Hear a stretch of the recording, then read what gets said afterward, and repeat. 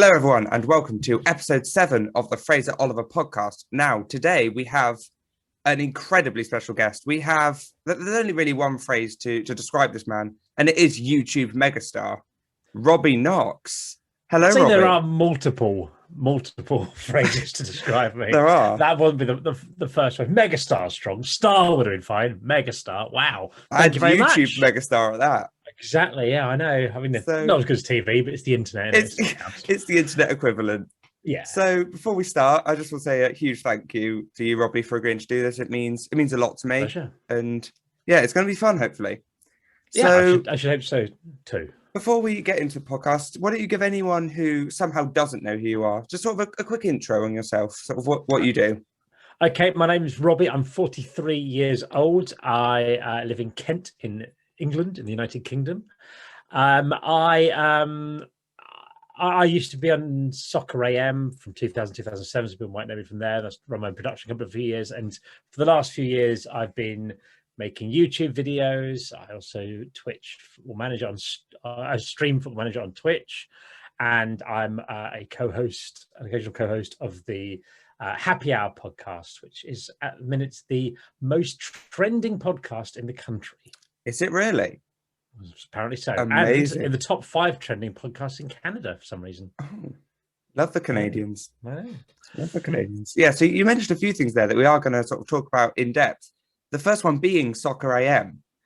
So for those that don't know what Soccer AM is, I know Robbie touched on it there. It's a comedy football show. Is that how you sort of describe it there? Essentially. Yeah. It's like it's sort of like a sort of magazine show is what they used to be called these things. I don't know if they still are. But yeah, sort of light-hearted football show. It's been going since the 1990s. Okay. I joined in 2000 and I left in 2007. So I was there for 7 years. Oh, okay. So I'm not the biggest fan of football, but I know a lot of people will be and will probably recognise you from there. So what was your role on the show so you're there for 7 years? What sort of things, what was your role and responsibilities for Soccer AM?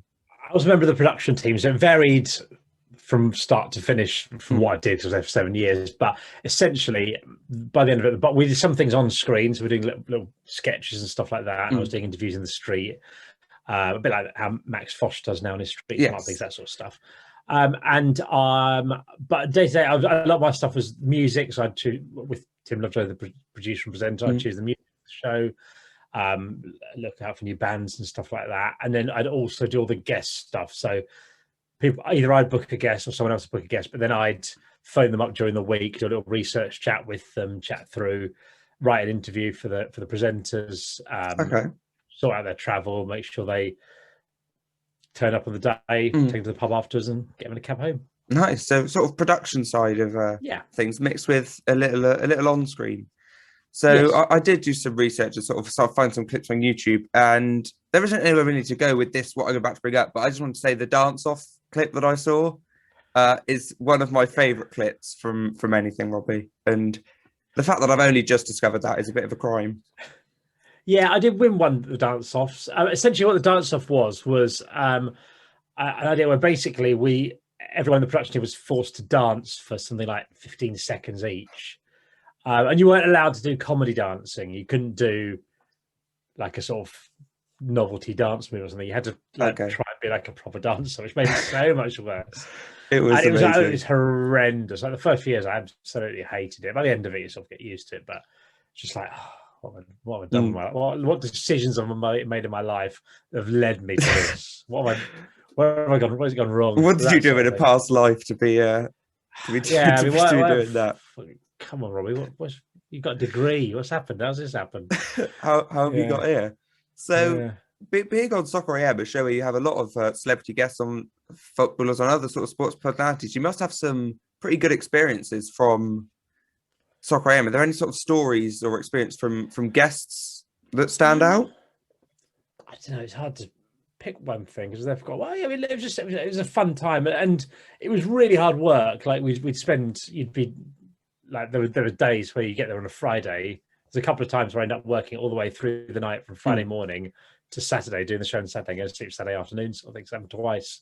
Really? And so it was long hours and too long in hindsight. It was a good job to have in your 20s, but then you'd be moaning with your workmates about work and that. But then the next day you're sat watching the Manchester derby with Noel Gallagher or something, and you go, you know what, this is all right. This is all right. So yeah, I mean, there was sort of it was good fun. It was a great job to have in my 20s, but that was... And I guess the tiredness is sort of weighed out by, like you said, the sort of adrenaline of the experience. You're like, oh, I'm so tired, and then Noel Gallagher walks in, and you're like, okay. Yeah, and you say adrenaline. It's quite interesting. There's people will say to me, "Do you miss Soccer AM?" And my answer is I don't. What I miss some of the people, because I got to hang around with some really good people and work in a really sort of good, fun, creative environment. But I miss. It sounds a bit weird, but there's an adrenaline rush of a live TV show where it's not like you can just record something and wait. It's at a certain time this show is going to start, and you have to be ready. Yeah, and if you're not, when you've got your sort of headset on and you're on the sort of studio floor, and you can hear the gallery them counting down to air. It's quite exciting, and then the titles playing, all that sort of stuff. It's quite sort of got a slight little goosebumpy here just talking about it. So yeah, I mean, I miss that's the sort of adrenaline rush of a live TV show, which was fun. Yeah, because I you won't know this. I do theatre quite like in performing arts. So yeah, the feeling of sort of like being backstage and like you're live in like 5 minutes. It's like, this is, if I don't get it right now, it's What sort of theatre things do you do? I mean, I did college for 2 years, did performing arts there. So I was in musicals and pantomimes. Pantomimes, I love being in pantomimes. It's just the freedom you get. It's like there's no rules, because you can make jokes that the parents are going to laugh at, but the kids will have no idea. And then obviously vice versa, this one be more for the kids, and the parents will be like, that's a bit. But no, it's really fun. So before we get into sort of the main bodies, that was sort of an intro on you, sort of Soccer and what you did there. We're going to get into obviously probably the bigger questions of sort of YouTube, podcasting, that sort of thing. I like to do an icebreaker on here, and it's similar to that on Happy Hour with the meal deal. But right. I think mine's better personally. You can. I wouldn't be surprised. I mean, I fast forward through all the happy. It's not that highbrow, is it? No. So, what did you have for breakfast, Robbie? Do you go healthy, like a banana or continental? What is he? Is your question? Did I have today, or what do I normally have? Well, it's a two-part. It's what did you have today, and then what would be your ideal breakfast if you could have anything. Right. So today I had quite a lot for breakfast, much more than I've had in a month, probably. For breakfast. Okay. I had some sausages, or vegetarian sausages. I can't remember what they were. One or the other. I think I had some sausages. I had some potato waffle hash browns. So they're like bird's eye potato waffles, but they're small and they're like hash brown material. But I only had like 3, and they're quite small. Okay. So I also had some actual hash browns as well. So I had like sort of like a mini full English, not very full English type. Not very full English today. Normally I'd have less than that. I mean, these days I don't eat that much meat. Quite often I might have like a little sandwich thin, if you've seen those. Sandwich thins with a couple of vegan sausages in them. So that's quite often what I'll have. Tend not to have cereal or something like that. My ideal breakfast, I think, would be some kind of nice fruit, granola-y type, real sort of loads of nice fruit and yogurt. That's something that makes you feel healthy when you're eating it. That's a hearty choice. Yeah, well, I think just the fruit element makes you feel like you're not actively killing yourself like I do with most of my food choices. Fair enough. So how do you go from obviously Soccer AM to being the YouTube megastar that you are now? There's probably about 11 years in between those two things. But essentially what I did was I went after Soccer. We went to work at internet TV things. Before YouTubers were a thing, YouTube itself existed. It was the very early days of internet TV. Did that for a couple of years. Then I left and set up a production company making videos for brands. So I do stuff like Puma, EA Sports, Carling Carlsberg, loads of companies. Did that for a bit. I still do it now, actually. But then I did a few little podcasts occasionally, things like that, just for a creative outlet. And then I got a friend of mine, Will Brazier, who used to produce a radio show that Jaackmaate did. He said, I was with him doing some filming at Watford football ground and the training ground, and he said to, why don't you start a YouTube channel? And I said, well, to be honest, I think I'm probably a little bit old for that, because I didn't really watch, I watched Jack, I know him, and I would watch other, but I wouldn't watch YouTubers in general. I would go to YouTube if I had a problem I needed to solve for something. I would Google how do I do this, thing like that. But I was aware through work that there were YouTubers. I met quite a few in hindsight that but wouldn't know how popular they were. You know what I mean? So I said, I think I'm probably a bit old for that. And he said, I don't want to be rude, but he said, I know what it's like being an 18-year-old starting university, because every September there's 20,000 vlogs about being an 18-year-old starting university. So he said, what I don't really know about is what it's like being middle-aged. So I thought, okay, I'll do something. So I thought I'll do something I'll do a video a week for 6 months, see if I enjoy it. And I did that, enjoyed it, carried on for that. Yeah. Fair enough. So there's quite a few things I want to chat about with YouTube, sort of a lot of your series. And the first one is your walks, which is, I think, one of my favorite series you do on your channel. Thank you. Now, I see this series as more of a podcast. Is that sort of the intention when you sort of write the questions? It's that sort of thing, isn't it? Yeah. Yeah, it's. I don't really write question much. I sort of just, I might have the odd thing that I think I want to mention this. I don't write an interview or anything like that. It is just literally. I was just off for a walk. Generally, yeah. I mean, I don't know. I mean, it would make more sense to be smarter with what I'm asking, sort of clickbait things. But I always feel guilty doing sort of clickbaity things, because I was talking about this when I went out with Cam Kirkham and went with him, and I was saying, like, what should be the title of the video is Cam Kirkham was a lovely bloke who bought my kids Christmas presents, because he did. He's just I never met him before. He bought my kids Christmas presents. It was lovely. But that's not going to bang on YouTube. If I did call the video, I didn't. If I did call the video Cam Kirkham why XO split up, it's probably going to do it right. I mean, it's that sort of. But then it's like, well, I sort of feel bad. I mean, he wouldn't care, but I just think that shouldn't be what it is. So yeah, I probably should ask better questions. But no, the general thing is, it's just a walk. And I was saying this about Helen Anderson. And we were just discussing, I can't remember if it was on the video or off camera, but when you go for a walk with someone, you get if you go out for a couple of hours, you get the small talk out the way pretty quickly. And you can quite often get into some deep chats about stuff, or unusual chats, because you've got past all the sort of how you doing, what you've been up to, and all that sort of stuff. And so I quite like it. And also, I mean, practical reasons, there's a global pandemic on, and you can't a lot of the year to go inside. So going outside fitted in with both the spirit and the letter of the law. So that was the main reason. The reason for it. But yeah, I mean, it's supposed to be sort of quite nice and relaxing, and it's not. There's nothing I'm doing that anyone else couldn't do. Do you know what I mean? I mean, I've got a nice camera and all that, but essentially it's two people talking, and it's just one camera set. I carry myself and just put on the ground, a little mini tripod thing, and just film around. So there's not. It's quite accessible, I think. And it's very authentic, because I know obviously you look at, like, say, actual podcasts, say like Jaackmaate, they've got a studio, they've got mics, they've got all of that sort of multi-camera setup, and I think the good thing about your walk series is it's relatable. It's like, oh, they're going for a walk here, or like in the woods there. It's like, yeah, we all do that, and it's something very nice about it as well. Yeah, thank you. Yeah, no, that's sort of quite relaxing vibe. And people do. I put them out on Saturday mornings at 8 a.m. I've not been doing it in a minute because of the lockdown, but 8 o'clock in the morning and Saturday mornings, because I think it's quite good. There's not a lot of competition at that time, but it's I think it's sort of quite a good hangover.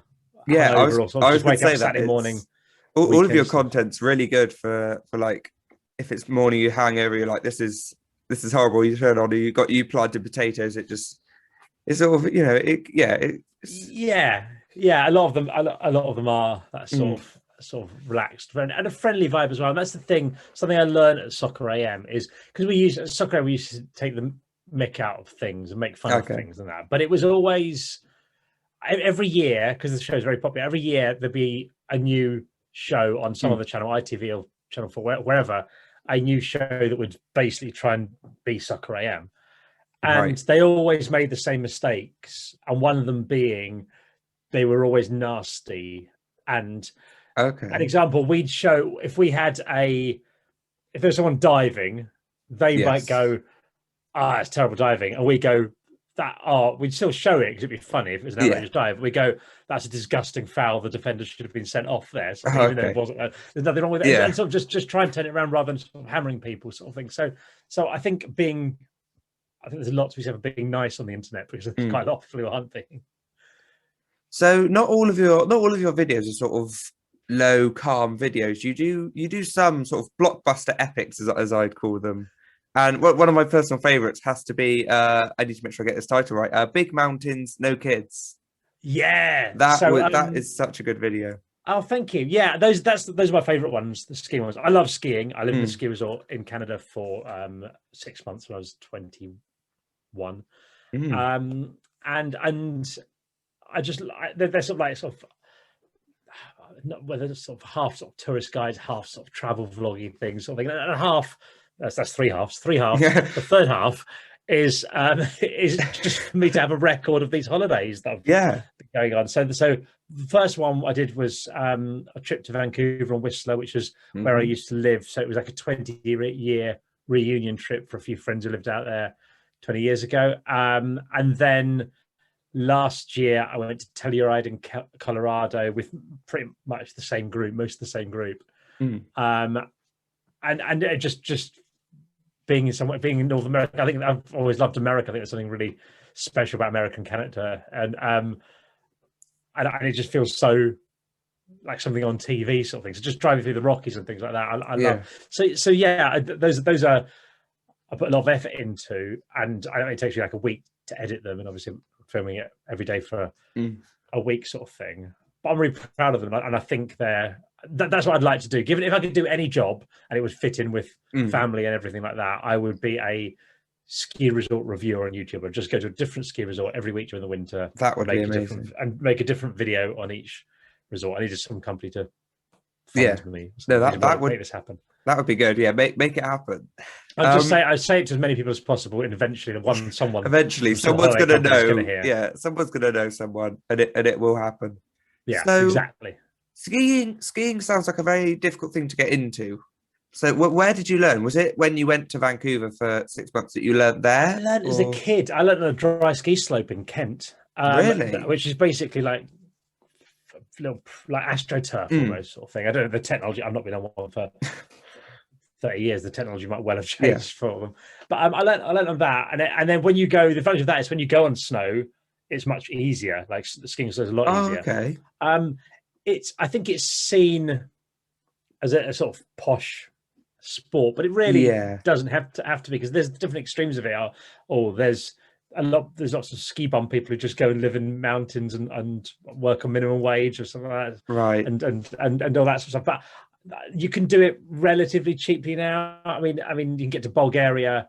I would say you get everything you needed: flights, accommodation, equipment hire, lessons, lift pass, transfers, and a half board in Bulgaria for 500-600 quid for a week. Wow. Thing. It's not as, which is still a chunk of money, but it's not as expensive as people think for all the stuff you get in there. If you're going early January and stuff, so there's cheaper ways of doing it, and I just love it. It's a thing it's a sport you can do.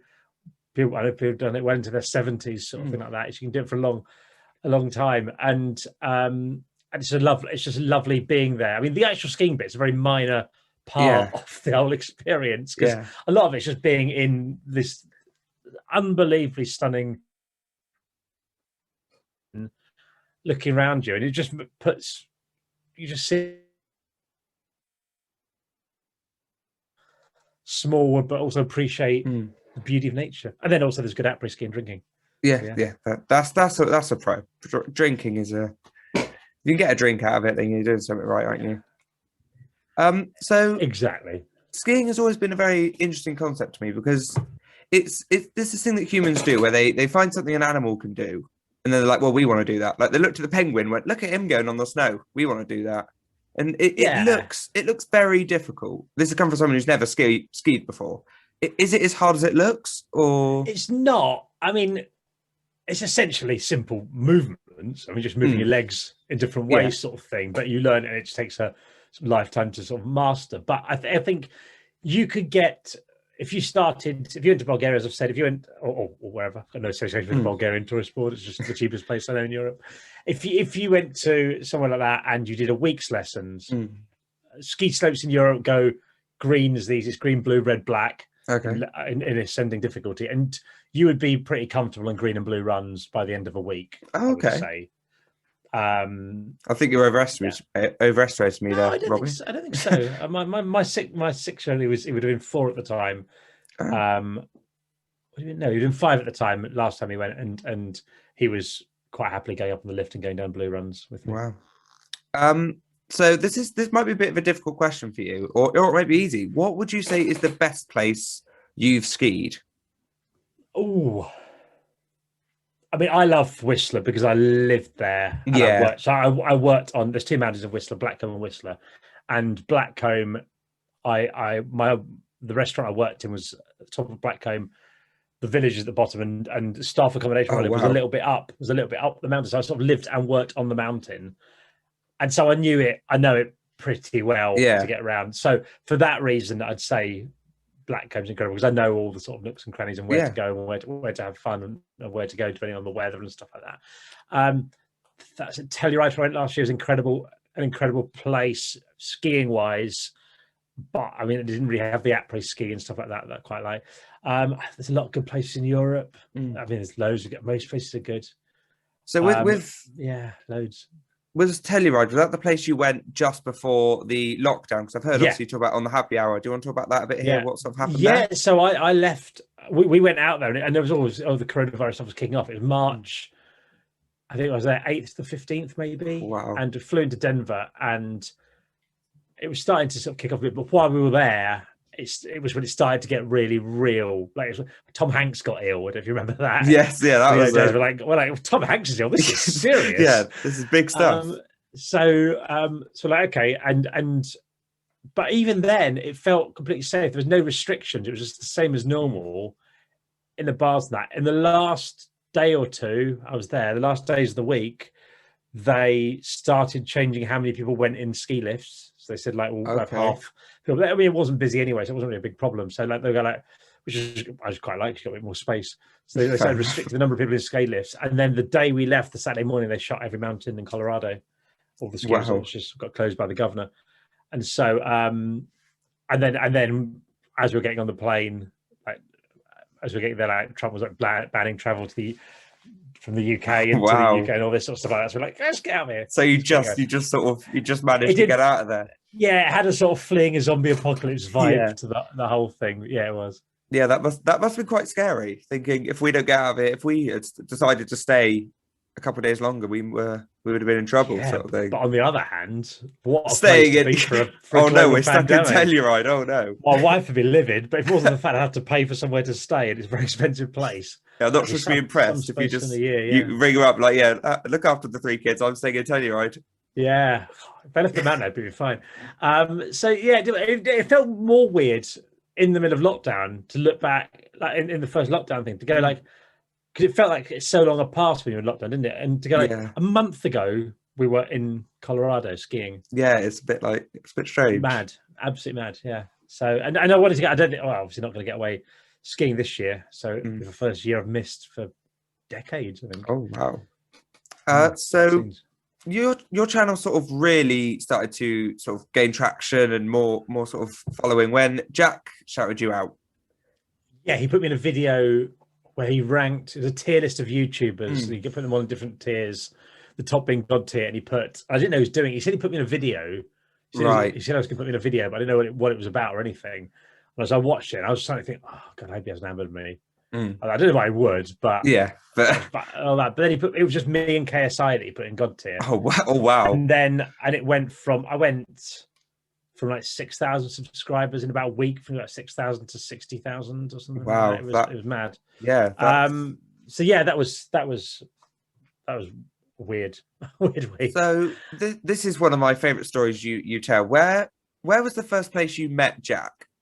I met Jack at a Okay, do you want the long story or the short story? It's up to you, Robbie. Whatever you okay, want. I'll do the longer one, but as quickly as I can. I essentially 1 year before Christmas, I done my shop online. I'd done the Christmas shop online, but we got invited to someone's house on like Christmas Eve or something like that. So I had to go essentially to get ingredients for a cake or something from the supermarket. So I had to go to Sainsbury's in southeast London, and it was horrific. Every single thing about the experience was horrific. It was like a half-hour queue for the checkouts, right down the aisles.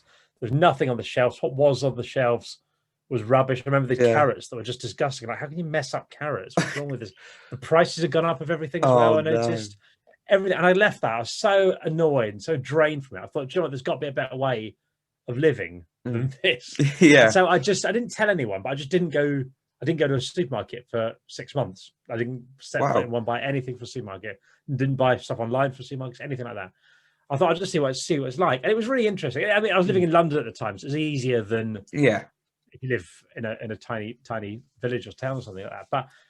But I would go to like butchers. I go to independent shops. I'd get getting milk delivered and stuff like that, and the veg boxes delivered and stuff like that.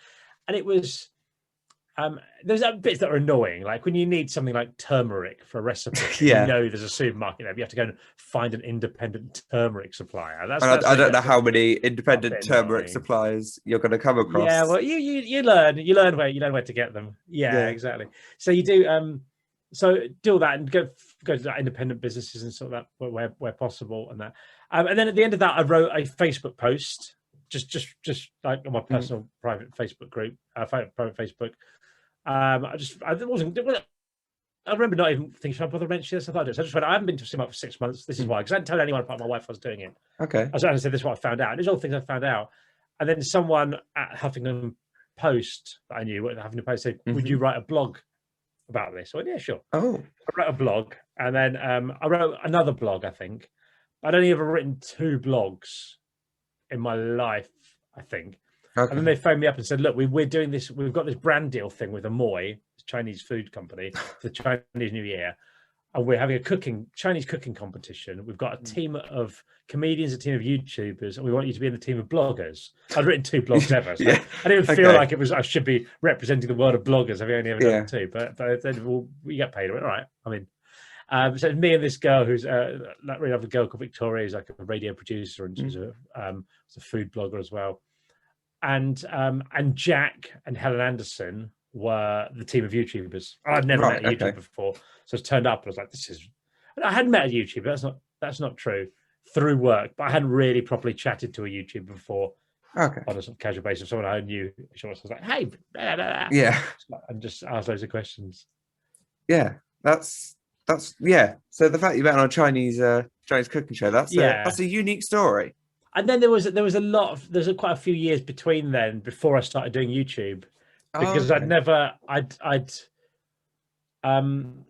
had asked me to do various things and help out various limits. I was doing the odd podcasts and stuff like that and on the side, but he and I'd always say yes because I liked him and liked getting involved in things like that. So then I don't know why I hadn't really thought to do YouTube, but I just eventually started doing it. Yeah. So when you get that many subscribers in that sort of shorter time, there must be some sort of pressure that you feel. You're like, oh, I better up the content sort of value, or was it sort of well, these people have come here, I'm not going to sort of change. They've probably come here for a reason. Yeah, I mean, there's a slightly depressing bit at the beginning because some people subscribe just because they've been told to, or because they think this is, and then so what happens is, no matter what you do, like the next video I did, got like 150,000 views or something like that. But then for like a month or so, they just whatever you put out goes down. So it's like, oh god, this is good. But then I'm old enough to ignore all that sort of stuff. Yeah. I don't think how many people watch a video has any reflection of the quality of the video to a degree. And I also don't think, if you are looking to make a career from it, I don't think you need huge amount of numbers. I think getting the right people who are really into what you're doing can help support you a lot more than having a huge amount of viewers who aren't invested in you, if that makes sense. I think it's that combined with sort of finding your niche. Like obviously you build your sort of the I don't want to sound rude, but like the mundane like stuff like you do that you do. Yeah. I call it. Yeah, I say when people say what's it about, I say it's killing time till I die. Or I love that. Death or something like that. Yeah, because it's that. I think there's a sort of everyone, unless you've got butler, everyone has to put their bins out. Yeah, and everyone has to like cook some food or something, or tidy up, or go into the loft and get something. So that everyone's got to do these things. So you might as well be honest about it and talk. But I think openly. I don't think everyone would sort of have the quality to make that seem like sort of really interesting content the way you do, because you take these very what should be boring things that no one wants to sort of watch someone else do, and you sort of you build your brand around it. Like you've got merch about taking the bins out, and that is it's very unique. If I have one skill in life, I'm not the best editor, I'm not the best cameraman, I'm not the best actor, presenter, or anything like that. I'm very good at telling a story. And I do a lot of work learning about reading that, and that I think that comes through in whatever you're doing creative. I think it's a really important skill to have. And so I think and it's something I think to a degree you can learn. I mean, I think I read a lot of books. I've got anything around here at the minute. I read a lot of books about playwriting or theatre, or I mean, there's one down there. Is this a theatre book? What's this?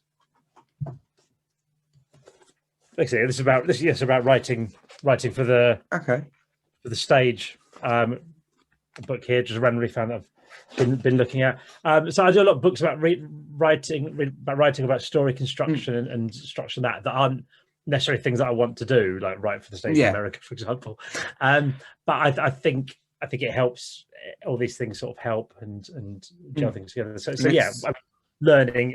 I think learning the basics of a 3-act structure would help a lot of people out who are on YouTube and stuff like that. It's the flow of the video as well, isn't it? Making sure the video doesn't, like, if it has a cut in it, it's not like suddenly it's cutting, you're there, like the transitions and things. It's there's things you can. I mean, almost every video is better if you shave off 20% of the time. Having said that, I don't do very much editing in my walking videos because it's a sort of different thing I'm going for. But most of the time, if it's shorter, it's just going to be better, essentially. So there's elements of that, and just having some kind of sort of jeopardy or some kind of storyline. To it. I mean, I direct a few music videos and stuff like that, and even though there's no words, there's still got to be some kind of there's still some through it. So we did mention it earlier a bit. But we're going to sort of dive into it properly now. So the Happy Hour podcast. I'm sure most people watching this will probably have heard of it, but if they haven't, it's a podcast done by the YouTuber Jaackmaate and his best mate Stevie White, and sort of semi-regularly you turn up as a sort of co-host on there. Well, I'm on the Twitter bio now, so it's awkward. It's awkward for them to get rid of me. Yeah, it's got that. I mean, most of the episodes now that don't have a guest. There's absolutely no need for me to be there when there's a guest. There's no. I wouldn't be good. It wouldn't be any benefit. It would be too muddy. Whereas Stevie's really good. I think it benefits having Stevie on with Jack on it, because he asks a different sort of question. Whereas I'm going to ask the same questions as Jack. I think. So I'd say. So it makes perfect sense. And then I'm generally most of the other episodes one episode a week is normally a guest one, and one episode a week is normally a Jack, Stevie, and I one. So there's one coming out as recording. There's one coming out tomorrow that I'm in. I'm also recording one for the next week tomorrow. Nice. Last week. So essentially most of the times I'm in. So I think people love those. Like those are my sort of favorite out of the two. You've got the guests and then you, Stevie, and Jack. I prefer the you, Stevie, and Jack ones. And I think that's just like the atmosphere of the episodes. It sort of feels like you're just sort of down the pub with your mates having a bit of a chat about nothing. It does. And I think again, this is something about work, and that is a similar sort of vibe, I think, to Soccer AM. And the people would always say to us, do you write this stuff or sort of make it all up, sort of thing like that? And I think to get that sort of relaxed look, because I think a lot of people do that sort of just chatting with their mates podcast, and they're not always great. I think to get something to look like that down the pub sort of chatty bit, there's a lot of work beforehand, not from me, not from Jack, but working out a structure, working out a format or something like that for the episode, and giving it sort of the sort of bones that you can hang everything else off of. And I think a big part of that is the relationship that you three have, of the sort of, there's a lot of running jokes of obviously bullying Stevie's quite a big thing. Stevie's job, Jack calling people out is quite a big thing. And none of you seem sort of, for lack of a better phrase, pussyfoot around anything. You sort of, if you think something, you tend to sort of just say, because you know everyone will take it. It's a very relaxed atmosphere, it feels like. It's sort of roles that you fall into, isn't it, really? Like, and I've said to Stevie, when Jack hasn't been around, I said, you don't actually think this is bullying, do you? Because it's quite, I don't really like him using that word. I'm not even going, but I think because actual bullying is obviously really serious and horrible, sort of thing like that. So I don't want someone to listen or watch and go, oh, bullying's funny, because actual bullying isn't. So I don't think it's the right choice of word, but I'm not going to blame him for that. No. But I think, I think, there's that sort of, people fit into their roles quite well, and when you're mates with people, you can say a lot of things that if you just went up to a random person, it'd be different. I mean, Stevie I only met through Happy Hour. I don't know him before, but I think it's context, isn't it? Context is everything, and somebody, I think. So for sort of anyone who isn't as invested, the running joke for a while was Stevie's job, and basically, if I put that in this title, it might do pretty well. So, did you know what his job was? Did you know it, or? Yes, you did. Okay. Yes, so I did. Yeah. When I first met him, he told me.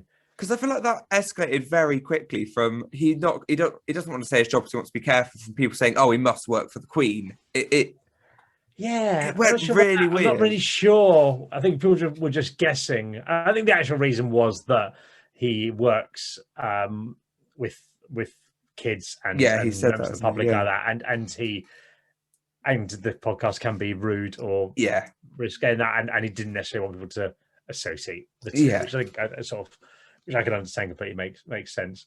But then once you know the actual truth, the debate gets a lot less interesting because he's an optician. But I think I think it has spawned a sort of new meme of you and Jack changing your Twitter names to have optician in them, which I think is almost a new thing. Stevie said on the episode that we said because you're an optician, he said I can't call myself an optician. I'm not qualified.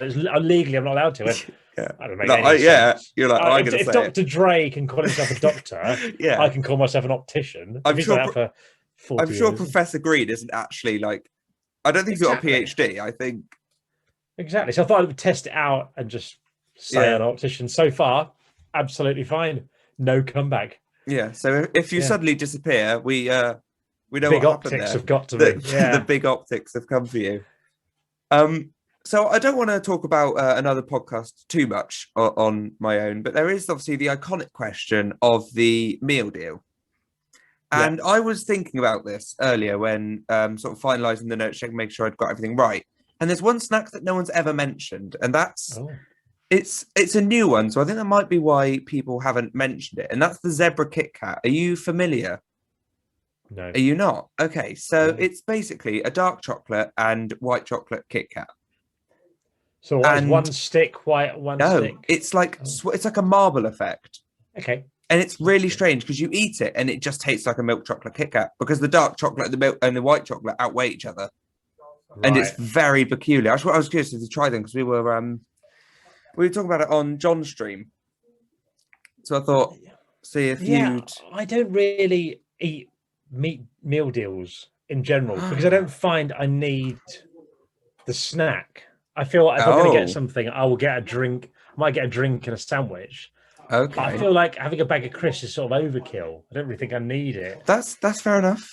Occasionally, I mean, if I do get one, I'll probably get fruit options. That's a bit more healthy, but it just feels like unnecessary waste for me. Yeah. So I don't really get them generally. So that's why I'm not really into the question. That's fair enough. So I did want to ask one more thing before we move on to the next topic. So everyone says, anyone that's been on Happy Hour says how it's so hot in that studio that not even like a penguin would die as soon as they entered the studio. Is there any truth to that? Like, is it so truly boiling? It's so hot. It's a room with studio lights, no windows, patio doors. There's an air conditioning thing that obviously you can't have on during the show, that where like a tube goes in, so you open the patio door bits and turn it on and crank it up. But yeah, it does get very hot. I mean, it's not too bad this time of year. The summer's rank. I say, because everyone says that, and I'm always like, are you just sort of amping it up for the meme, or is it actually properly boiling? It's very hot. But then a lot of, I mean, you know, from the theatre sort of things, a lot of lighting.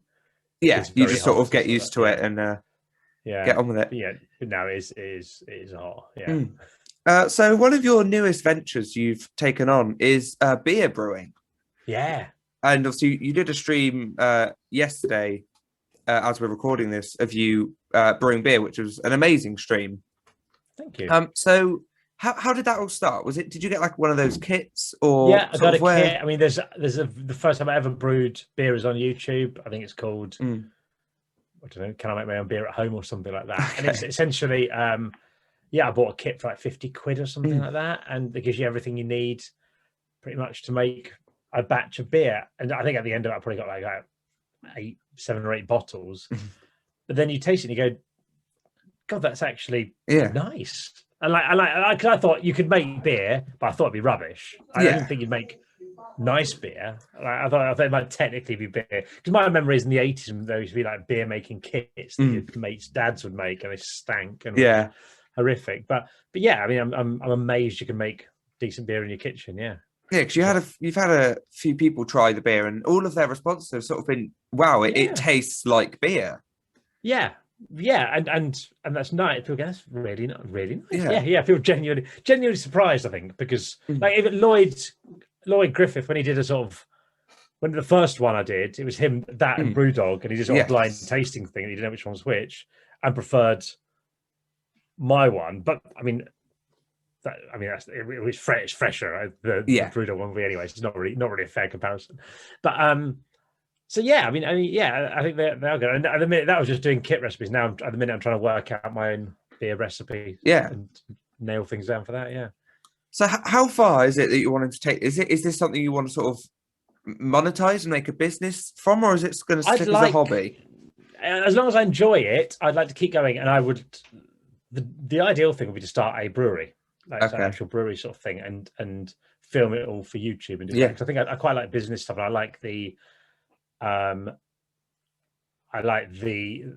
sort of fun, that side of making a business and growing something like that. I think that would be quite good fun, and the content of it, and you could do the sort of collaborations with YouTubers and stuff like that. So that's the sort of the big plan, but it depends how much I enjoy it and how we go. So at the minute I'm talking to a brewery at the minute about doing just a collaboration beer where we do like 150, 200 bottles or something that we can then sell just like a little low risk sort of thing, and to see how it goes. If you're interested, just keep going and see how we go. But there'll be videos on it. You'll find out.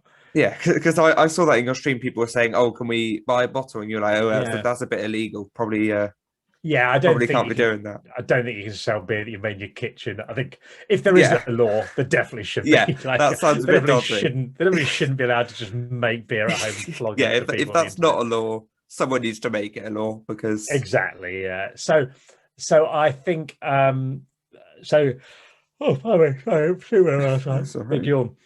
So I think I will have some beer this year available for people to buy. On what scale that is, I don't know. Okay, so if you make this a business and you sort of you make a brewery as a business, would the name Bin Day IPA, is that something that's gonna stick around as a beer, or would you sort of steer away from that? I think I stick around. It makes sense, isn't it? That's what people always ask, when can I get a Bin Day IPA sort of thing. So I think it would make sense to have that at least to start to do that. Yeah, so that's what I'm trying to do at the minute. I've made a few different style of beer, but I'm going to try and nail a recipe for this. That's my own recipe. It's Bin Day IPA, and then just go from there and see how it goes. So the next thing I want to talk about is something that sort of sets users with your age group, aside from sort of your classic Jaackmates or your Joe Sags, people like that, is you've got a family. So you're married and you have 3 kids, I believe, called Arlo, Otto, and Kitty. So how old are they? Just before you move on, yeah, look at that. They're 9, 6, and 3. They're both all in April. We have a mating season. Essentially, my wife and I. So they're all 3 years apart in April. Essentially, their birthdays. So yeah, it's quite easy to remember. As long as you know one of their ages, you can work out the others quite simply. Yeah. So Kitty's the oldest there. Is that right? She's 9. Yeah. Yep. Okay. Otto's 6. Arlo's 3. Nice. Okay. So what do they think about what you do? Do they understand it? Because I know sort of Otto will hop in and or is it Otto or Arlo that comes into your streams? It's Otto, isn't it? Otto quite often wanders into the stream. Yeah. Does he know what's going on, or? Yeah, he knows. He knows. He gets the concept of it, and he watches YouTube videos. So I think he wants to be a YouTuber, right? And that. So he does that. He doesn't watch my YouTube videos, but he watches other YouTube videos like Minecraft stuff and that. So yeah, they get it. Kitty's less interested in it. She's more sort of aloof about it, all sort of thing. Arlo's 3. They're into everything. That's whatever you do this. Yeah, be anything. Do you want to go to the shops? Yeah.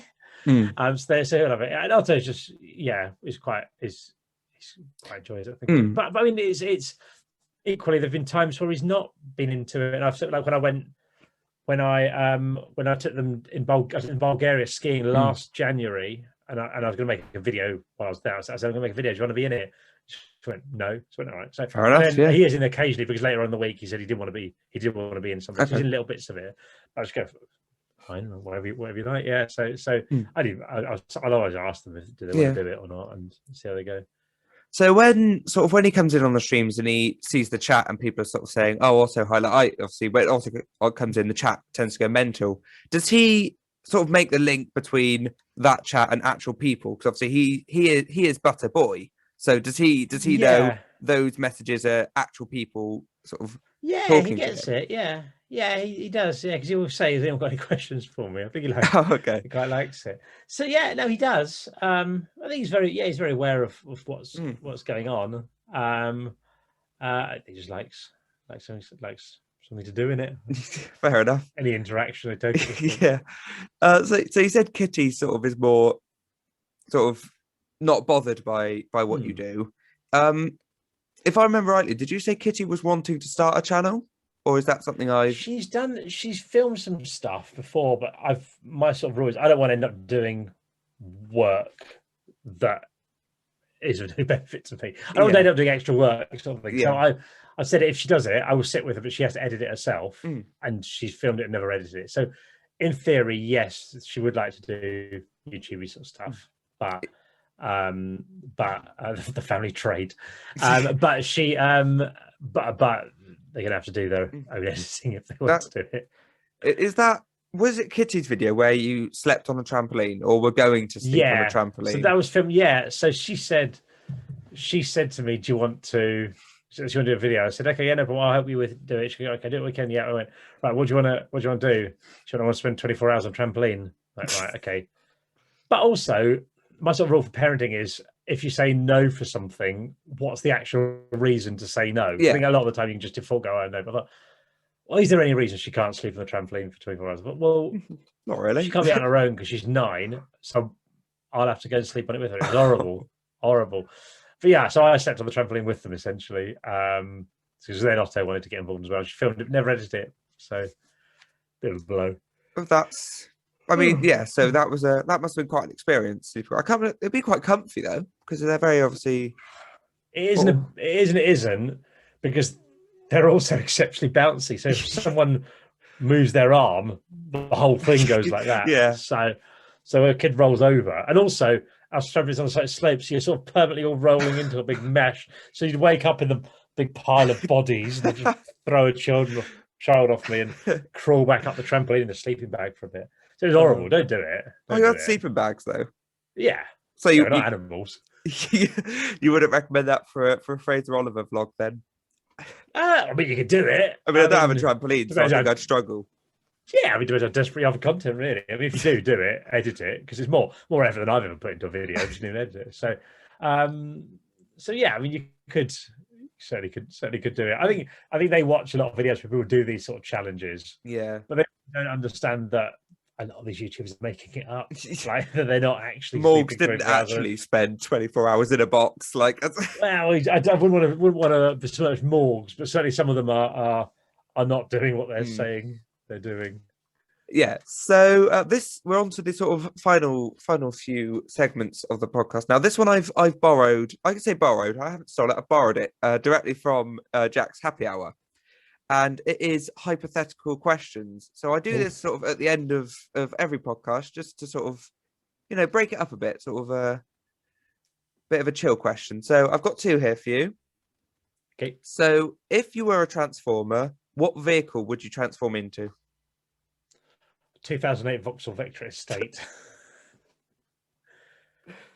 Wow, I don't know why I expected any other response. You got to stay on brand, damn you. Or a bin lorry, one of those. Yeah, because I know most people would probably say like a lot of people would say like a strong vehicle, like they go a tank or something, and I'm like, yeah, bit of a pussy move, that isn't it? Just like transform into a tuk-tuk or something. Have a bit of fun with it. Yeah, actually, you know what I'll transform into a ski resort piste basher thing. I can go skiing more. As long as you can still ski. One of the things that the snowplow type thing. The other thing plans the snow. Yeah, exactly. Get me up the mountains. This one I don't have an answer for. So if you could somehow get extra lives in real life, how would you get them? So if there was a system where you could gain extra lives, like a video game. Okay. What system would I put in? Yeah. Like would you exchange something for lives? Would you have to sort of what would be? Because in my head, is it like you have to give something to like a higher power? It's like, oh, if you give this amount of money to Lord Philip, he will give you an extra maybe life. It's a certain amount of overall points that you get. Like if you do a certain amount of good stuff, you hit a sort of, I think a computer game they're called rebirths or something like that. And there's all these Roblox things. I think if you do certain things, you might not know your score, but it'll go bing. Yeah, you've reached. You got an extra 20,000 life points. Yeah, that'd be quite a good system, I think. Yeah, you get like experience points. It's like you did this, you get experience from that. Yeah, and then the people that do well get to live in the next life. Eventually, will weed away all the other people. Okay, so I'm assuming I'm going to be in the extra lives camp. I'm going to get obviously. So Robbie, there's been a underlying theme in this podcast, and it's something that I haven't told you about, but it was I was given a secret mission for this podcast by the man himself, the boy John. Oh God. So I let him know that I was doing this podcast, and he said, this was while he was on a stream, he said, okay, then we'll give you some words that you've got to slip into the podcast without Robbie knowing. Oh, brilliant. What ones were they? Along with the stream chat, came up with the words. Let me see if they can think. Is there anything that you've said that's been weird that I can think of? So some of the words I had to say, one of the words I had to say 3 times, one I had to say twice. And it's words that didn't really fit, but... What were they? Pantomime. Was that one of them? No. Right. I was trying to think what they were. Yeah, go on. So I had to say penguin 3 times. Okay, yeah. So I said it when we were skiing. Yeah. So I had to do. I had to say butter boy. Butter boy. And when did you say butter boy? So I said to John, "Can I say it, but say but a boy, but say it quick? So it sounds like butter boy." He said, "Of course you can." So you said Otto being butter boy. Otto is butter boy. Okay, good. The other ones? Zebra Kit Kat. He wanted me to say because he tried one of them on his stream. So he said, "Get that in there somewhere." But that is a real thing, right? That is a real thing. No, that's a genuine thing. But he said, try and get that in there. Banana, which I spoke about early on when we talked about breakfast. Right, yeah. I had to say pussy twice, because obviously he's still trying to get that sponsorship from the energy drink. And I had to say Lord Philip, which is his penguin that he has on his stream.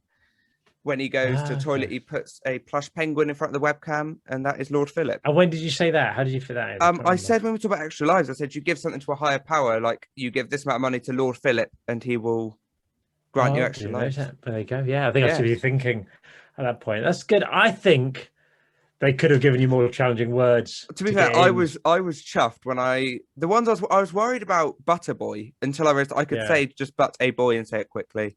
Getting penguin in there 3 times was a nightmare. Yeah, no, you did very well. I didn't notice. So well done. That's good. I like those things. I like those. Yeah, it was. It was difficult, but I think did a pretty good job. So that brings us to the end of the podcast, Robbie. So I just want to thank you so much for coming on. A pleasure. Thank you for having me. I've enjoyed it. Yeah, it's been an honour.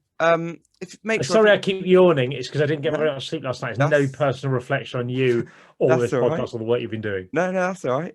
So yeah, if you haven't already, go and check out Robbie's channel. It is an absolute delight. I'll link it in the description, obviously on the end screen as always.